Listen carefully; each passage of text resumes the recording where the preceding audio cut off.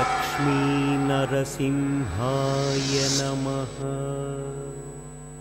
మట్టపల్లి సుక్షేత్రంలో వెలసిన మరో ఆలయం శ్రీ పార్వతీ సమేత రామలింగేశ్వర ఆలయం.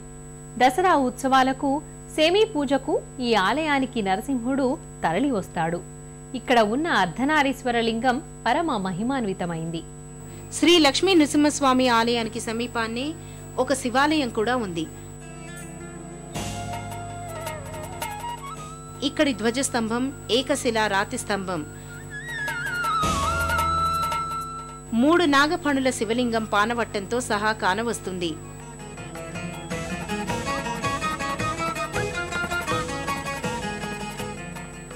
ఇది కూడా పురాతన ఆలయమే.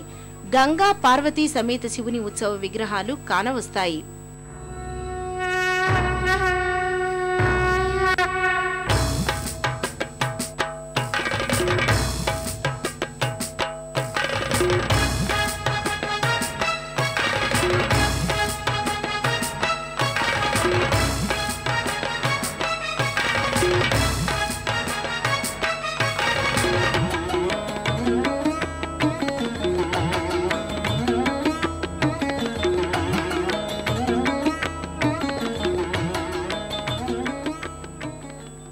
ఆగ్నేయంలో వల్మీకం, నాగదేవతామూర్తులు ఉన్నాయి.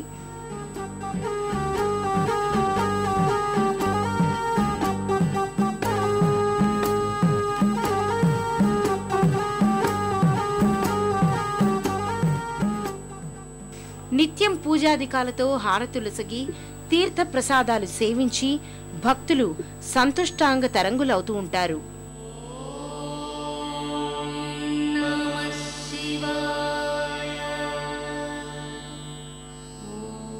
మట్టపల్లి నారసింహ క్షేత్రంలో ఏటా అనేక ఉత్సవాలు వైభవంగా జరుగుతాయి.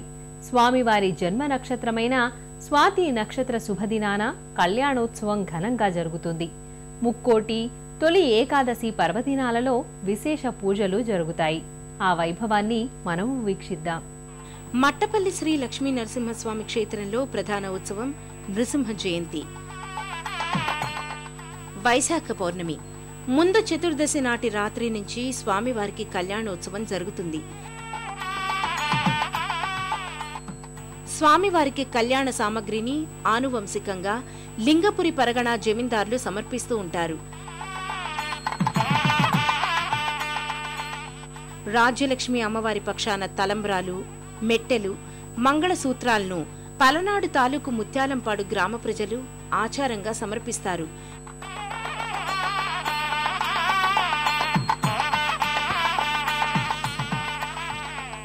ప్రతిరోజు పూజలు జరిగే ఆలయంలో వైశాఖ మాసంలో 5 రోజులు బ్రహ్మోత్సవాలు నయనానందకరంగా జరుగుతాయి.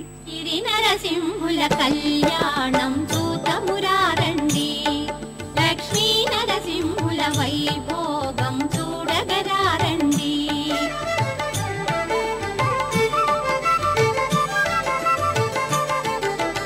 అద్భుత రూపుడు శ్రీ నరసింహుడు, క్షీరాబ్ది కన్యా శ్రీ మహాలక్ష్మి, నవదంపతులై నిలచేవైన